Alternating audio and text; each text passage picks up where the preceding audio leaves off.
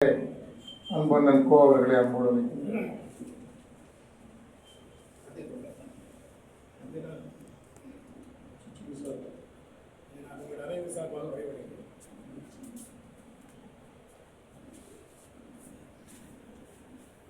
மிக்க நன்றி அண்ணா அவர்கள். அடுத்தபடியாக இன்று பெற்ற தாய் தகப்பனையே பார்க்க முடியாத சூழல் என்று நடந்து கொண்டிருக்கிறது.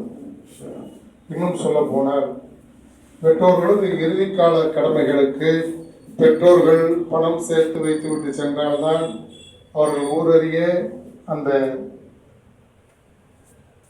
விடுகாட்டிற்கு அழைத்து செல்லப்படுவார்கள். அப்படி அவர்கள் பணம் சேர்க்கவில்லை என்றால் அரசாங்கம்தான் ஏந்தி செல்ல வேண்டிய சூழல் இன்று இருக்கிறது.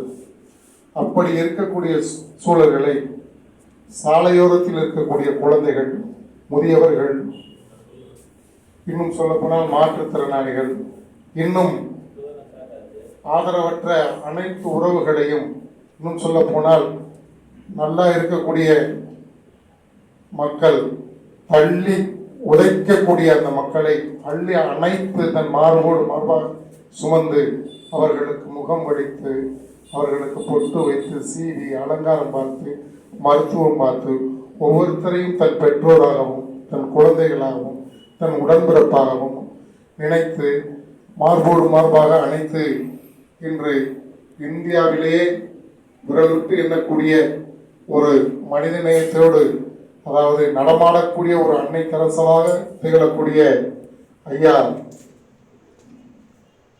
ரத்னாய் நாயுடு அவர்களை மீனாட்சி பட்டணத்தின் சார்பாக வரவேற்கிறேன்.